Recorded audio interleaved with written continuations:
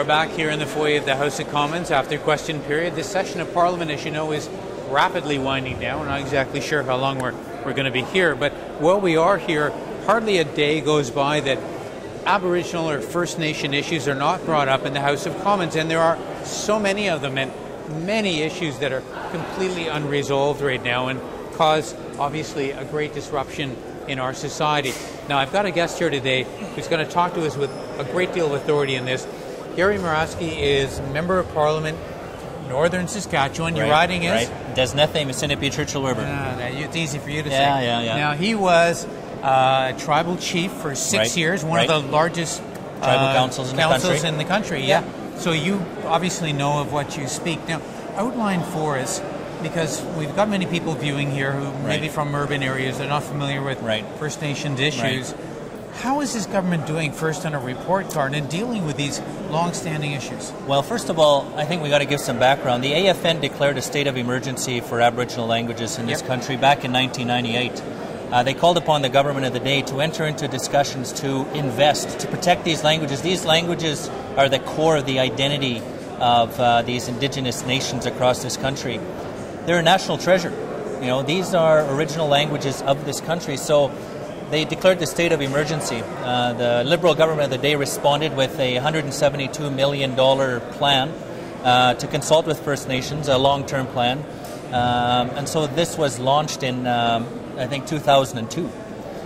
Now, in 2003, they established a task force to see how best to utilize these resources. And it was a full consultation process. Aboriginal people across the country were very, very happy. They were absolutely ecstatic. We had the First Nations, the Métis, the Inuit, all working together to develop a national strategy to deal with Aboriginal languages.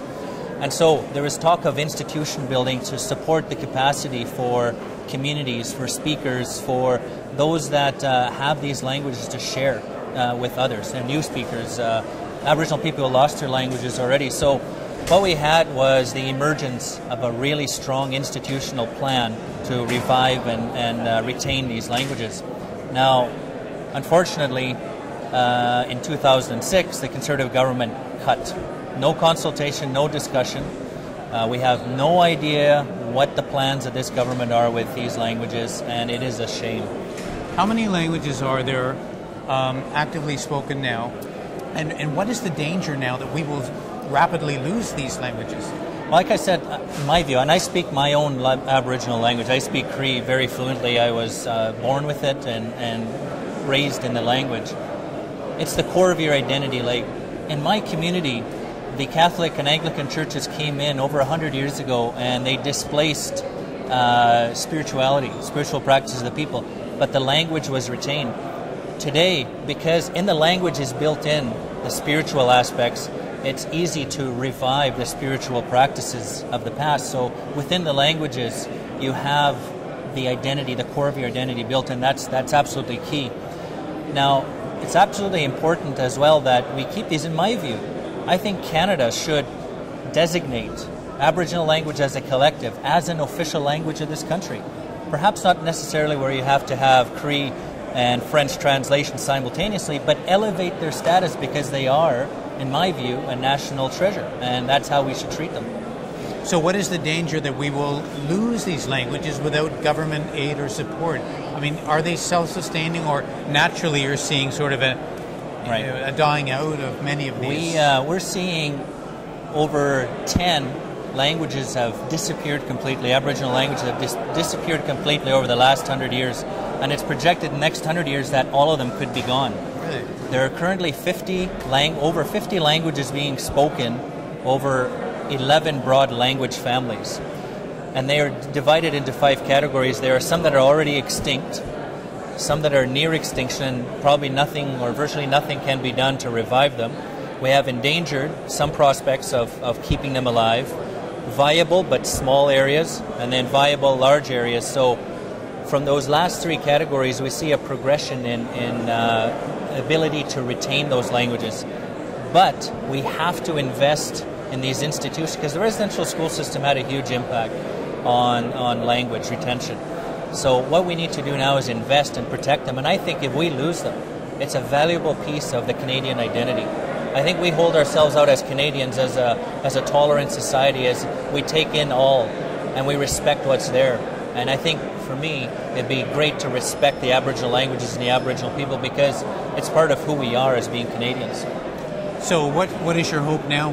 Do you believe that the government is going to change its view? Is it a priority of any kind? They don't seem to be. We've had committee on the whole discussions, and the Minister of Heritage, Minister Rhoda, basically had no clue when I was asking her questions. She has no plan. She deflected and couldn't focus on any of the issues. So unfortunately, I don't think this government is ready to deal with it. They have stated they'll allocate $5 million a year for the next 5 years, which is about 80% less than the previous plan. But they're not actually doing any work for it.